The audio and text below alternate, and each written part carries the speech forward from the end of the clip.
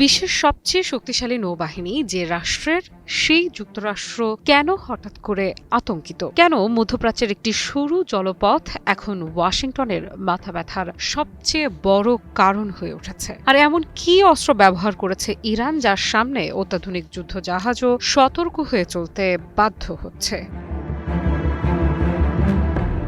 গল্পটা হরমুজ প্রণালীর। পৃথিবীর অন্যতম গুরুত্বপূর্ণ এই জলপথ দিয়ে প্রতিদিন বিশ্বের বিপুল পরিমাণ তেল ও গ্যাস পরিবহন করা হয়। তাই এই পথের নিরাপত্তা শুধু মধ্যপ্রাচ্যের নয়, পুরো বৈশ্বিক অর্থনীতির জন্য অত্যন্ত গুরুত্বপূর্ণ। কিন্তু সাম্প্রতিক উত্তেজনার মধ্যে এই হরমুজ প্রণালীকেই নিজেদের সবচেয়ে বড় কৌশলগত হাতিয়ার হিসেবে ব্যবহার করছে ইরান। আর সেই অস্ত্রের নাম সামুদ্রিক মাইন।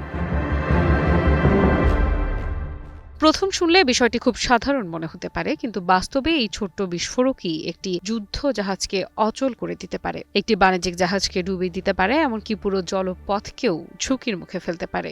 মাইন মূলত এমন এক ধরনের বিস্ফোরক যা সমুদ্রের নিচে গোপনে স্থাপন করা হয়। কোনো জাহাজ কাছাকাছি এলেই এটি বিস্ফোরিত হতে পারে। আর সবচেয়ে ভয়ঙ্কর বিষয় হলো এগুলোকে খুঁজে বের করাই অত্যন্ত কঠিন। সামুদ্রিক মাইন সাধারণত ৩ ধরনের হয়ে থাকে। প্রথমটি মুরড মাইন, এগুলো পানির নিচে নোঙর করা অবস্থায় থাকে এবং কোনো জাহাজের সংস্পর্শে এলেই বিস্ফোরিত হয়। দ্বিতীয়টি বটম মাইন, এগুলো সরাসরি সমুদ্রের তলদেশে স্থাপন করা হয়, ফলে শনাক্ত করা আরও কঠিন হয়ে পড়ে। আর তৃতীয়টি হলো ইনফ্লুয়েন্স মাইন। এটি সবচেয়ে আধুনিক ও বিপজ্জনক। জাহাজের শব্দ, চাপ কিংবা চৌম্বকীয় সংকেত শনাক্ত করেই বিস্ফোরণ ঘটাতে পারে এই মাইন।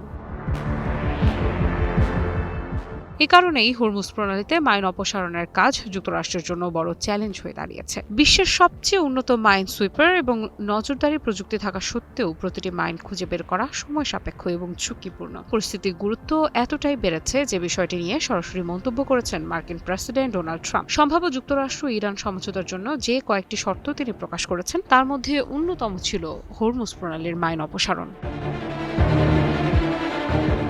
ট্রাম্প দাবি করেছেন মার্কিন বাহিনী ইতোমধ্যেই বহু মাইন শনাক্ত ও ধ্বংস করেছে, তবে এখনও যে মাইনগুলো রয়ে গেছে সেগুলো দ্রুত অপসারণ বা নিষ্ক্রিয় করার দায়িত্ব ইরানকেই নিতে হবে। তিনি আরও জানিয়েছেন, এই শর্ত পূরণ হলে ইরানের বন্দরগুলোর ওপর আরোপিত মার্কিন নৌ অবরোধ শিথিল করা হতে পারে এবং হরমুজ প্রণালীকে আবারও পুরোপুরি আন্তর্জাতিক নৌ চলাচলের জন্য উন্মুক্ত করা হবে। কিন্তু বাস্তব পরিস্থিতি বলছে সংকট এখনও কাটেনি।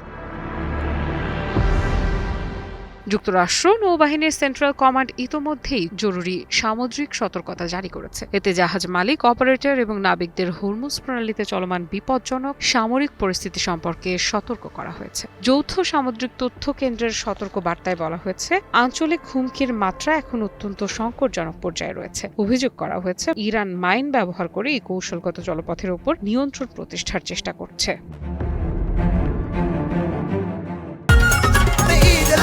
মনে খুশির জোয়ার সবখানে, আর ঈদ লাগছে মনে ঠিক আসবে সবখানে।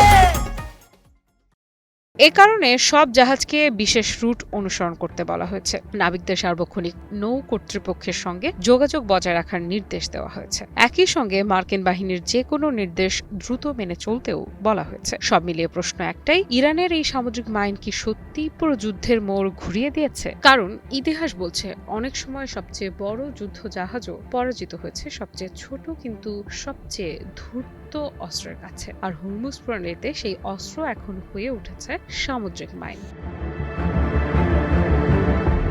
Africa Ifra, news 24।